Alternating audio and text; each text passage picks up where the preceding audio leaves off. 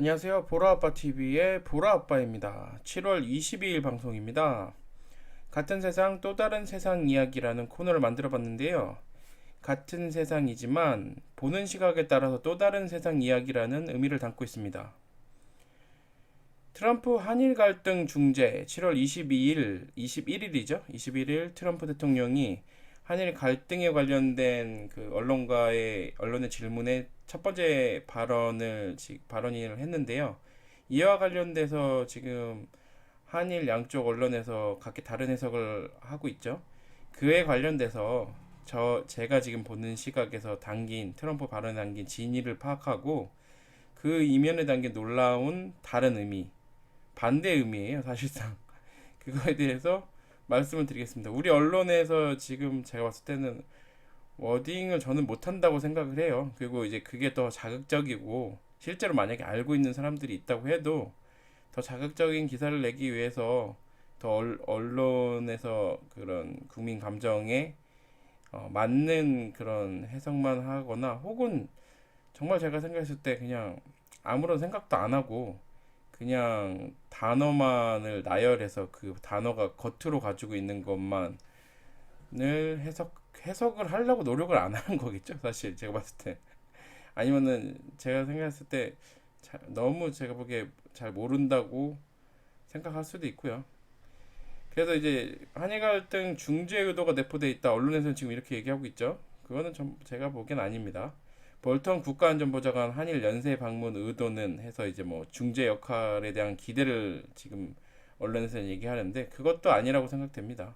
물론 제가 이렇게 단정 지으면 안 되지만 그게 아닌 가능성이 너무 높다라는 거죠. 그래서 이거 관련돼서는 사실 뭐 한일 군사 정보 보호 협약, 그 제가 빼먹었네요. 정보 보호 협약 뭐 지소미아라고 지금 얘기하죠. 파기에 대한 경고 가능성에 대해서 얘기해드리겠습니다. 트럼프 대통령이 7월 21일 한 언론의 질문에 대답하면서 처음으로 한일 갈등에 대한 자신의 의견을 남겼습니다. 이에 대해 우리나라와 일본의 언론들은 각기 다른 해석을 하며 한일 갈등 국면에 대한 미국의 입장 변화 여부에 신경을 곤두세우고 있는 형국입니다. 문제가 되고 있는 트럼프의 발언은 다음과 같습니다. 사실 한국 대통령이 관여해달라고 요청해왔다. 아마도 양쪽 모두가 원한다면 개입하게 될 것이다. 나는 양쪽 정상 모두를 좋아한다. 바라건대 그들이 스스로 해결할 수 있기를 희망한다. 여러분은 이러한 트럼프 대통령의 발언에서 어떠한 의미가 담겨져 있다고 생각하시나요?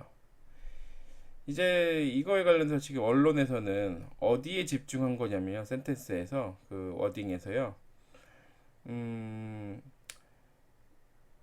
개입하게 될 것이다. 이 개입이란 단어에 집중을 해서 이게 개입 의지를 밝힌 거다라고 지금 해석을 하는 거죠.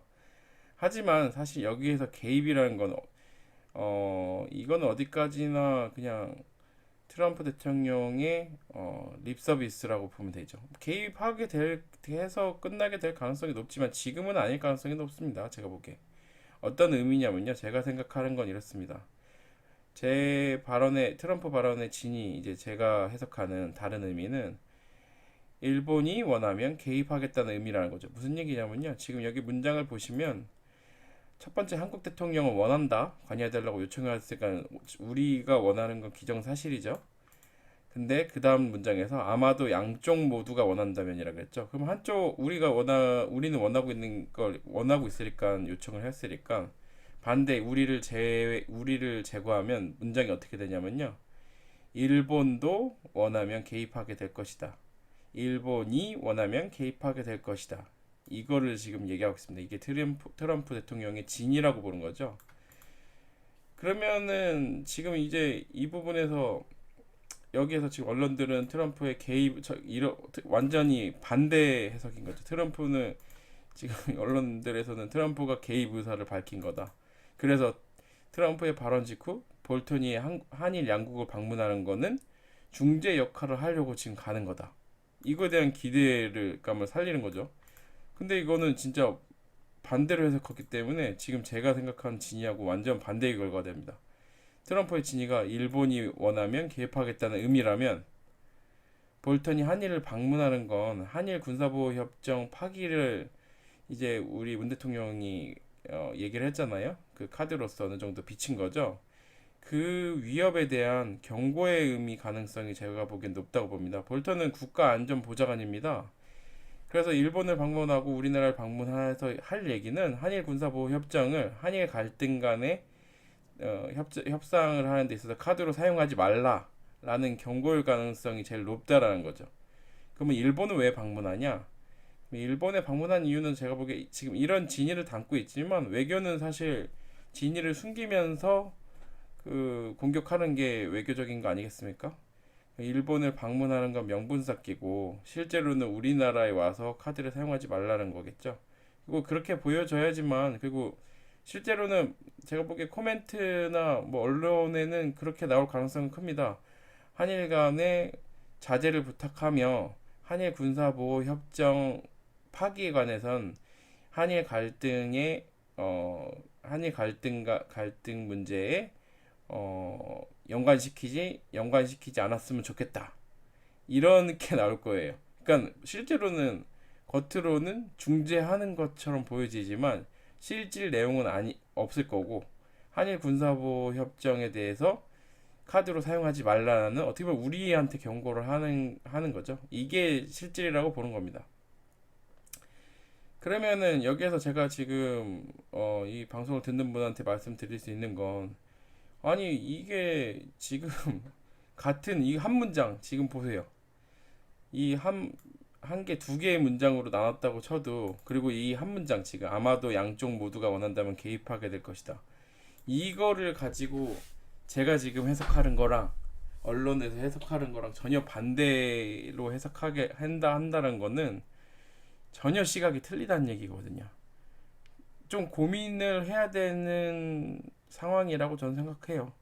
이게 제가 뭐 꼭 맞다라는 문제가 아니라, 이런 상황 지금 제가 지금 말한 것처럼 반대의 의미를 전혀 내포하고 있을 수 있는 가능성도 제기하는 언론이 있어야 되는데, 그냥 원사이드로 이렇게 흘러간다라는 건 제가 봤을 때 다양성 부분이나 사건을 바라보는 그런 시각이 너무 한쪽으로 돼 있기 때문에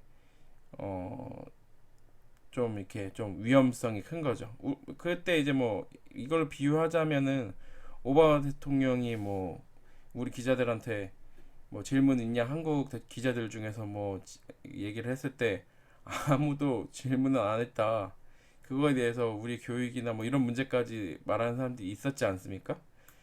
근데 제가 생각하는 것도 비슷한 것 같아요. 이게 어떻게 그렇게 모두가 같은 해석으로 이거를 해석할 수 있나? 전혀 다른 의미를 내포하고 있을 가능성이 있는데, 그거에 대해서도 얘기하는 사람이 있어야죠. 이건 제가 보기엔 너무 이 부분에서 다양성이 부족하고 보는 시각이 편협하다고 생각됩니다. 진실을 파헤치기 위해서는 고심하고 고심을 또 해야 되는데 그런 부분이 너무 부족한 거죠. 그래서 이거 관련돼서 이제 우리 정부가 얘기하는 게 이순신과 서희 역할론을 지금 얘기하고 있죠. 이순신 장군은 여기에서 이거는 이제 전쟁에서 승리를 했죠. 아주 열악한, 우리가 객관적인, 제가 보기에 지금 여기에서 우리 정부가 얘기하는 이순신 장군의 역할론이란 이런 거겠죠. 이순신 장군이 이제 다시 이제 그 뭐냐, 임진왜란이 다시 제2임진왜란 이제 다시 재발할 때 결국에는 전력을 많이 잃었잖아요. 원균 장군이 결국엔 대패를 하면서 이순신 장군이 이제 그 귀향을 가 있는 동안, 귀향이 아니죠. 그러니까 뭐 감옥에 갇혀 있는 동안 그 동안에 원균이 결국에는 이순신 장군이 만든 전력을 다 잃고, 그래서 그 다시 돌아왔을 때는 12척밖에 안 남았잖아요. 그게 이제 영화로도 만들어진 명랑이고, 그 명랑해전에서 결국엔 승리를 이끌었잖아요. 그게 무슨 얘기냐면 결국엔 지금 상황이 열악한 상황이라는 걸 얘기하는 겁니다. 아, 일본에 비해서 전력도 부족하고 결국엔 싸웠을 때는 우리가 더 큰 피해를 입을 수 있는 상황이지만 결국에는 우리가 이거를 싸워서 이기겠다, 이기는 역할을 하겠다, 이 전황을 뒤집겠다, 뭐 이런 의미를 내포하고 있는 거고요. 서희 역할론도 뭐 마찬가지겠죠. 근데 이거는 외교적인 걸로 해결했잖아요. 결국에는 두 가지죠. 싸워서 이기거나 외교적으로 승리를 하거나. 이 둘 다 우리가 열악한 상황에서 우리보다 강한 상대로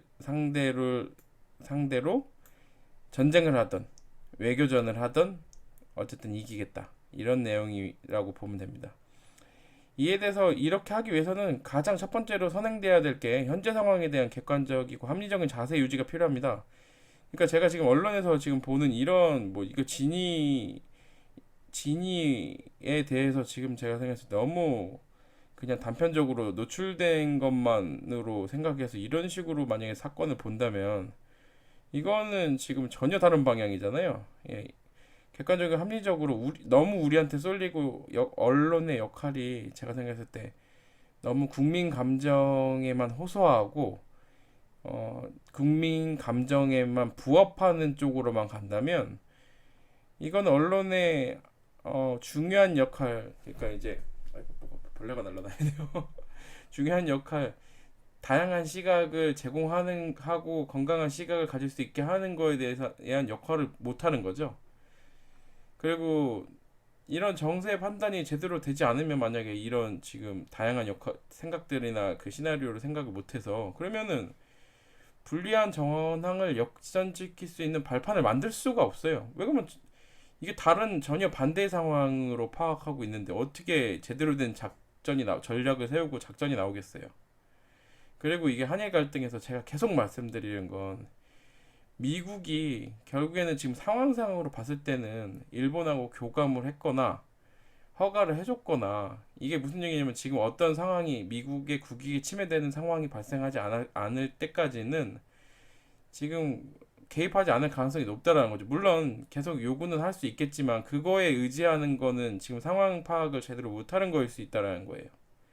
그렇잖아요. 지금 저쪽이 같은 편 먹은 상태일 수도 있는데 같은 편은 아닌 척 하는 거죠. 그 사람한테 가서 자꾸 중재해 달라고 하고 노력하고 그거에 기대하고 이러면은 그거는 제가 생각하기에 오판이죠. 그러면 이길 수 없습니다. 서희가 그런 상태에서 어떻게 서희 그런 단판 외교적인 단판을 이끌어냈겠어요?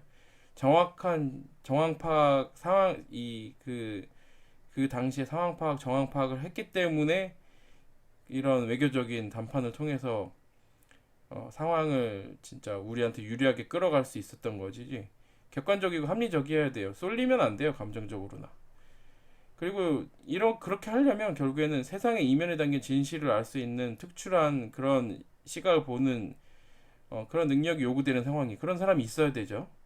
그리고 진위를 바탕으로 제가 지금 말씀드리는 건 진위를 파악을 하는 게 최선 먼저 선행되어야 되는 거고 진위를 파악하면 그에 맞는 전략을 수립해서 다양한 시나리오에 맞춰서 짜겠죠. 그렇게 해서 해야지만 진짜 우리 정부가 이순신과 서희의 역할을 할 수 있는 거겠죠. 이거는 결국에는 역사가 얘기해 주겠죠. 이 시간이 지나고 이런 사건들이 다 지나고 나면 지금 우리 정부가 제대로 대처를 하고 언론이 그 사이에서 정말 건강한 역할을 했는지 건강한 시각을 제공했는지는 역사가 앞으로 지나고 나서 역사가 판단할 겁니다. 보라아빠 TV의 보라아빠였습니다. 세상을 보는 다른 시각, 그래서 같은 세상이지만 다른 이야기를 하는 이야기해주는 보라아빠 TV가 되도록 하겠습니다. 이런 거를 좋아하는 분들이 있으시면은 언제나 저한테 뭐 좋아요와 구독 뭐 부탁드리고요. 그리고 좋은 의견 있으시면 저와 다른 의견이라도 상관없습니다. 좋은 의견 주시면은 언제나 토론 환영합니다. 감사합니다.